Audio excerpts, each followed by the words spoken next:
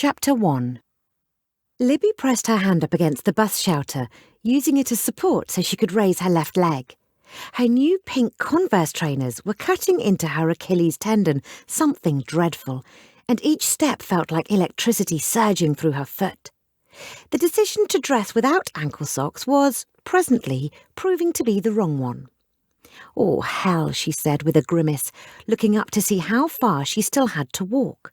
Peel Promenade wasn't particularly long, maybe half a mile or so, she reckoned, though she'd never actually measured it. But even more than several steps right now would prove to be a challenge. She reasoned that the laces in her new trainers must be too tight, and so she made her way towards the wooden bench inside the shelter so she could relace her shoes and maybe give her feet a little breathing room. She'd not stepped more than one pace inside the bus shelter, however, when the overwhelming stench of stale urine slapped her in the face, a result, perhaps, of some well-lubricated revellers caught short the previous evening waiting for the last bus home.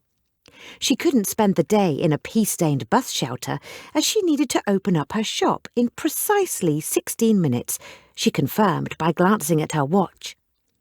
The thought of sitting down to adjust her trainers and perhaps relieve the discomfort was no longer quite so appealing, so she figured she'd simply suck up the pain rather than take the risk of sitting down on the bench, and with that she sallied forth once again.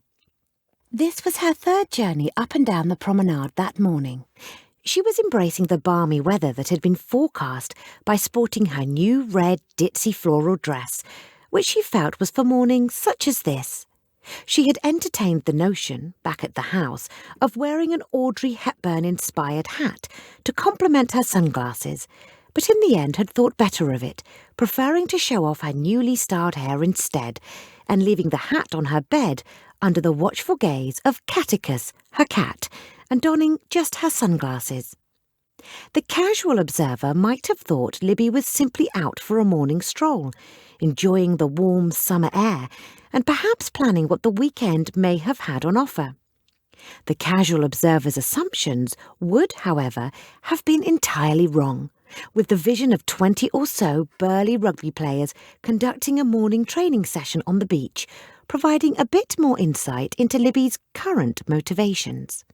Libby planted her foot down, setting off again, and staring straight ahead in order to give the impression that she was completely ignoring the men on the beach, and that the men on the beach were most certainly not at all the reason she was traipsing up and down the promenade with as much an air of casual sophistication as she could muster.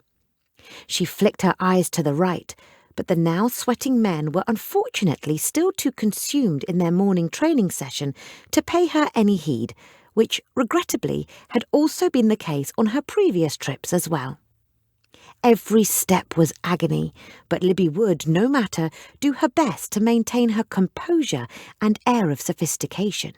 She was, after all, a lady of impeccable breeding. "Shit! Shit! Bastard! Oh, shit! Bloody trainers, shit! Oh, shit!" she muttered, each time her foot hit the pavement. Libby still had a few minutes before work, and with one foot now soon in danger of needing amputation, and the second foot not far behind, she hopped up onto the wall which ran alongside the promenade, separating it from the beach. Perched up there, she swung her leg around, enjoying a panoramic view of the peaceful Irish Sea. This vantage point would also allow her to be seen by the group of men on the beach. It had to. After all, she'd spent 70 quid on this new summer dress, and she'd be damned if it wasn't going to be admired. Libby adjusted her sunglasses, pretending to focus her attention on something or other of significance off in the distance, so that when the rugby team turned to admire her understated beauty, which they inevitably would, she'd appear tantalisingly aloof. After 5 minutes or so of this, however, the fascinating thing she was pretending to look at was becoming distinctly tedious, and the rugby team, to the best of her knowledge, hadn't glanced over in her direction once. Fearing her mission was heading towards failure, dashed on the rocks like a mussel or clam dropped by a gull from high in the air, she offered a strategic cough in the team's general direction in furtherance of her goal.